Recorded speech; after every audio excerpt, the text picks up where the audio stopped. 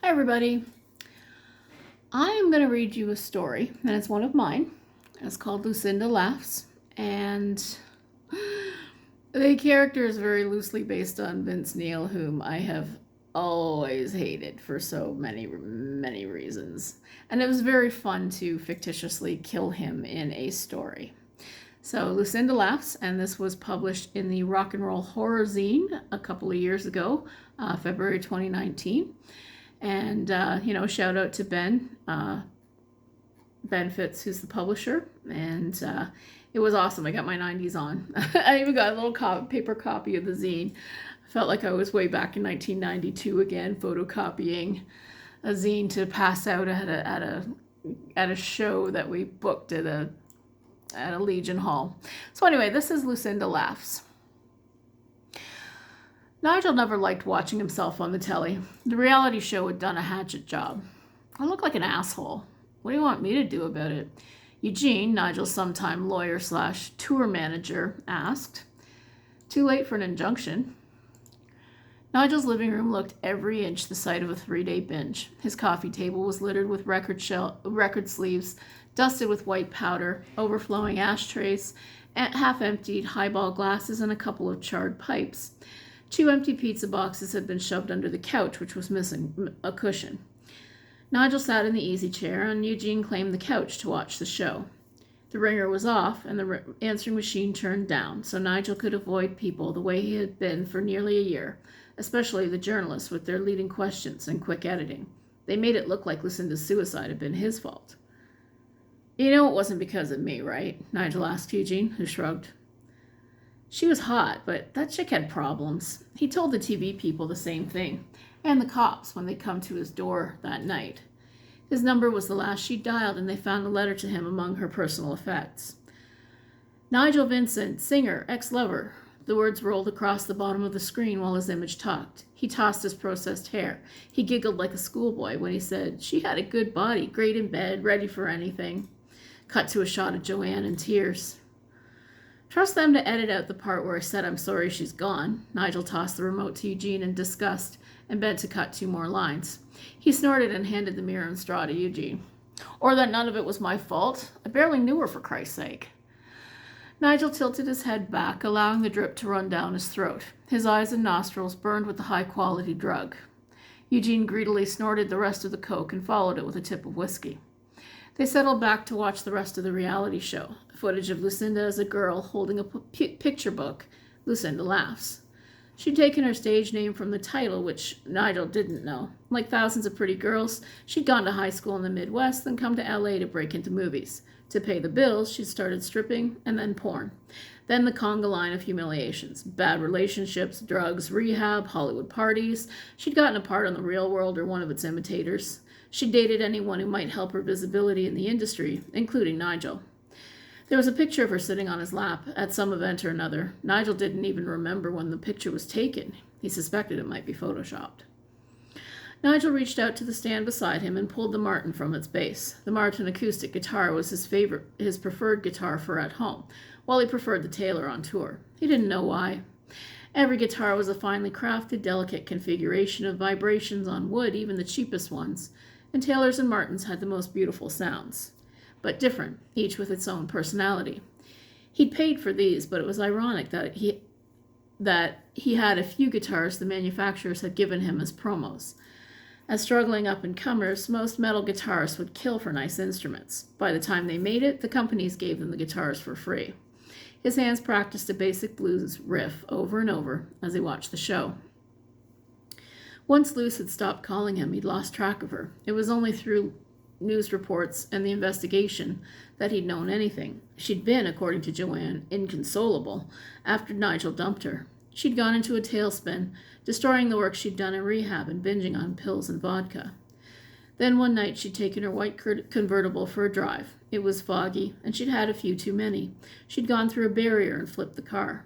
It was ruled first an accident, and then after they found the note, a suicide. "Dead at 22, the caption read, over a tabloid photograph of Lucinda's destroyed car. What a waste. Eugene shook his head. So young.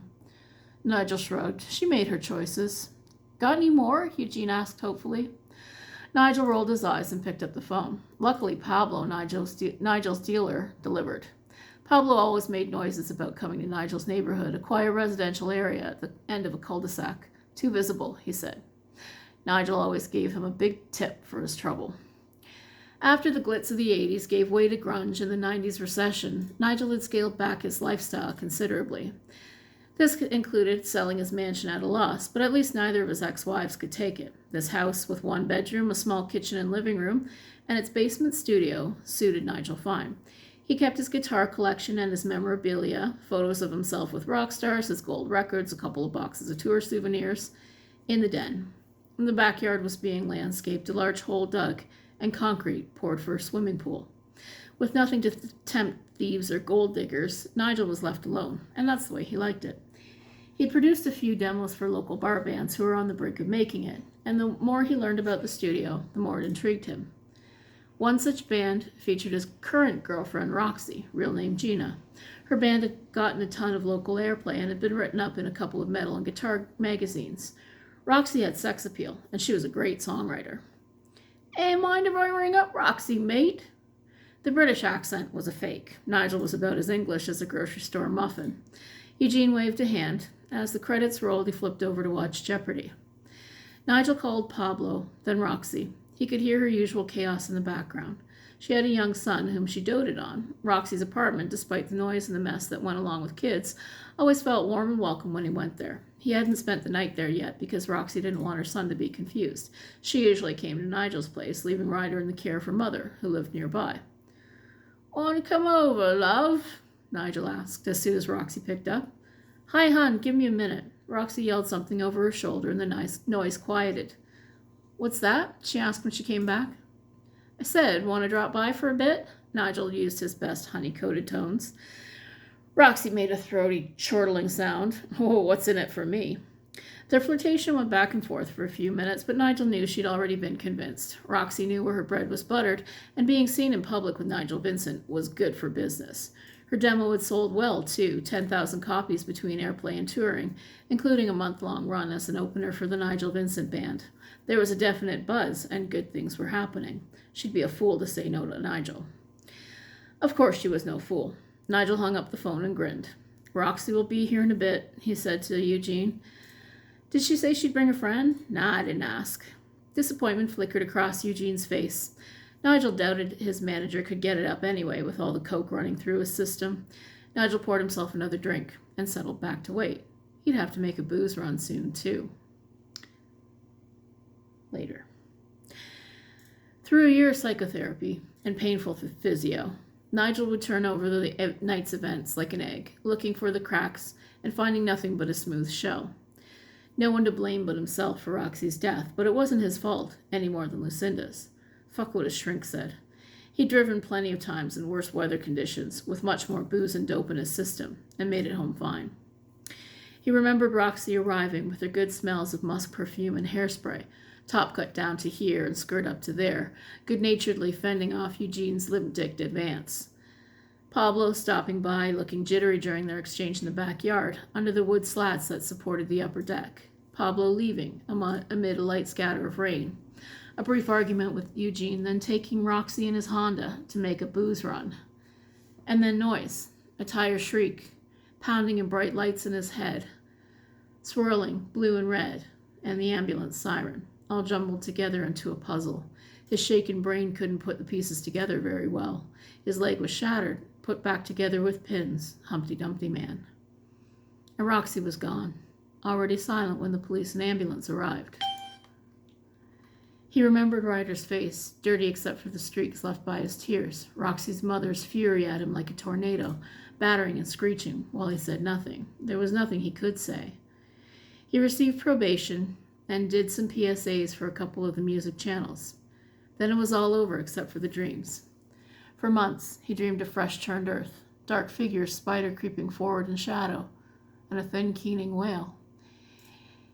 He'd wake up before he could see what was coming for him, clutching at the bed covers and cowering from the shadows, his heart pounding a heavy bass beat. With time and whiskey and painkillers, even the dreams were silenced. Eventually, with his insurance nearly gone and the bills mounting, Nigel went back to work in the studio. The label was clamoring for a new release despite taking a financial loss with the rise of music file sharing. Nigel didn't like this new online Napster world. Excuse me. Everyone wanted something for free, yet everyone still expected to be paid, with no inkling where the money was supposed to come from. And nu metal sucked. With a sigh, Nigel hit the talkback button and told the singer to take 5. The lad had been bellowing and whining out his shitty lyrics for the past half hour, trying to get the tracks down before the deposit ran out. Nigel hated the band on principle with their stupid misspelled name and their lame music. I almost said their name. And their lame music trying to cash in on the trend. What the fuck was nu metal anyway?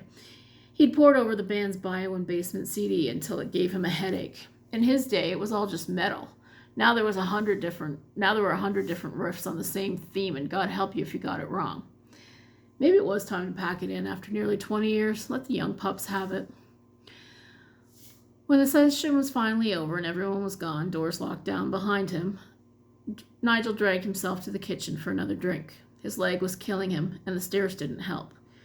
Grabbing snacks and the bottle of whiskey, Nigel went straight up to bed. He'd watch a movie until oblivion set in, maybe work on a song. He popped an old disc, Dracula the Gary Oldman one, into the DVD player. He took the Martin from its stand beside his bed and noodled, trying to find a riff that didn't rip off hundreds of others. Basic 12-bar blues hadn't changed in 50 years of rock and roll. The real genius was the repackaging and selling to each generation. Nu metal, shit, Nigel muttered. He paused the DVD and set the Martin back in its stand, stripped down to his skivvies and slid between the sheets, thinking about Roxy's warm figure. While they hadn't been serious, he had to admit he missed having someone beside him. He rolled onto his back, grabbed the remote, and propped himself up to watch Harker get mouth-raped by the vampiresses. "Yeah, that's the stuff in there," Nigel said, amping up the Cockney for his own amusement. His eyes grew heavy until the movie was just a blur of reds and browns and teeth, and he drifted into a righteous sleep. Something woke him. He sat up, dug for the remote, and turned off the DVD's menu loop. The screen, with no signal to it, cast a blue light in the room. He lay back down to listen. Nothing. Hit the TV's off button and rolled over, trying to find a position that wouldn't pain his leg. He paused. At the threshold of his hearing, there it was again. A skittering sound. A shiver ran down Nigel's back, what his mother called the vapors, that's all. He turned over onto his back and stared at the ceiling. Nigel sat up in bed. He swung his legs over and walked to the patio, pulling aside the heavy glass door with a scrape. The moon was high over the city, which stretched as far as he could see, lights twinkling, ground stars to make up for the sky stars obscured by smog. A quiet lapping sound as something moved near the pool. "Anyone out there?" Nigel shouted. No answer. He heard another lap, probably an animal. He shook his head and went back inside, being sure to lock the door. Must have been hearing things. Nigel settled back into bed, the shadows from the street forming creepy fingers across the ceiling. More patterns. Leaves from the hanging trees over the patio. The swish of headlights as a car drove by. His jacket slung across the chair, looking like a huddled figure. All familiar. Movement at the corner of his vision. He turned his sleepy gaze toward the closet door. A woman's giggle. What the fuck? Who's there? Hello? Nigel sat up.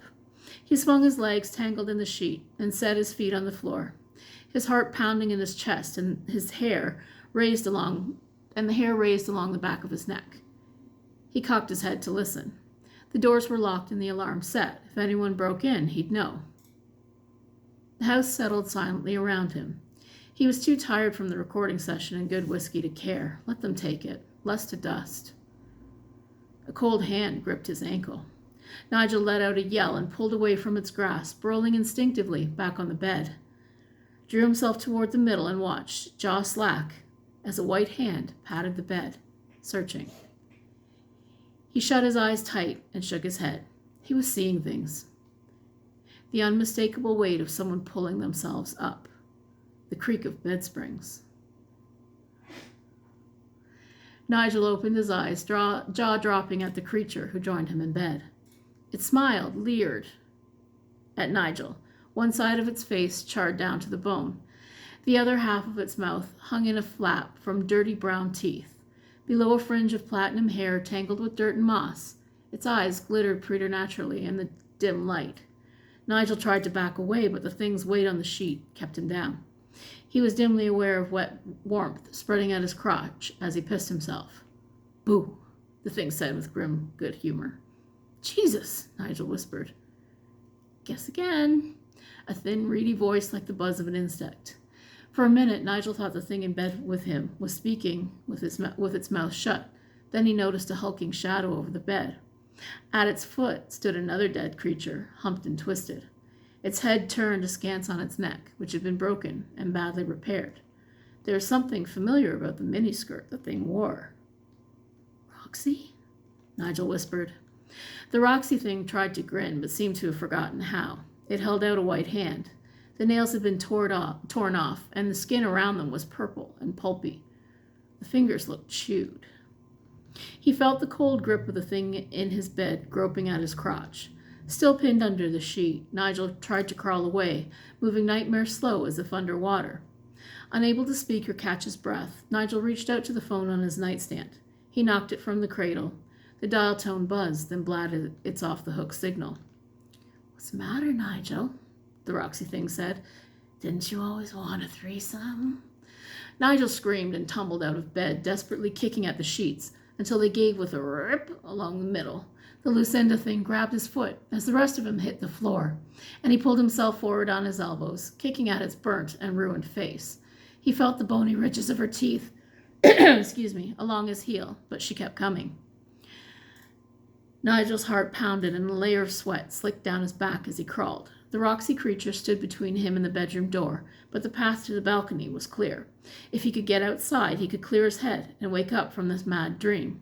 His overtaxed heart sent a warning through his chest, a pressure like a squeezing fist. Nigel took a deep breath. He dragged himself up onto his feet, his breath ragged from fear and exertion, and stepped onto the patio, his eyes closed. He opened them and looked out at the view. A cloud cover had drifted over the moon, and most of the lights on the street were out. He rubbed at the pains in his chest, too afraid to turn around. A squishing, rubbing noise against the patio door. Nigel moaned and turned. Both apparitions were advancing toward him. Roxy Thing grinned and ran her suppurating tongue mock lasciviously over her purple lips. They had also been chewed. Lucinda Thing's hands rubbed at her crotch. He took a step back against the creaky railing. He heard something crack, ominously. "Wake up," he told himself. He slapped his cheek with a sting that made his eyes water. He didn't believe in ghosts. The Lucinda Thing reached him first, her pale hand stretched out toward his crotch, and a grin of triumph on what was left of her face. A maggot crawled out of her eye and began to squirm along her cheek. "If that thing touches me again," Nigel thought. He jerked back violently, and the railing gave way with another loud crack and the sound of wood ripping free from its moorings. His heart squeezed a shot of pain, like forked lightning, across the left side of his chest as Nigel tumbled backward. He was dead before he could hear the splash. So again, that was Lucinda Laughs by me from the Rock and Roll Horror Zine, February 6th, 2019. I believe you can get a copy of it on Etsy if you want to order it. And yeah, that's pretty much it. Like I said, I have always hated Vince Neil. I hated that he killed someone and got away with it. I saw him, and there was a young actress. Her name was, she went by Savannah Smiles, and I was watching one of those like behind the music kind of things, and he was just such an asshole, and so I just had to kill him. And I don't regret it at all. I had a lot of fun writing that story, and I'm really happy that the Rock and Roll Horror Zine accepted it. So that's a story for you. I hope you're reading lots of great horror. Have a great day.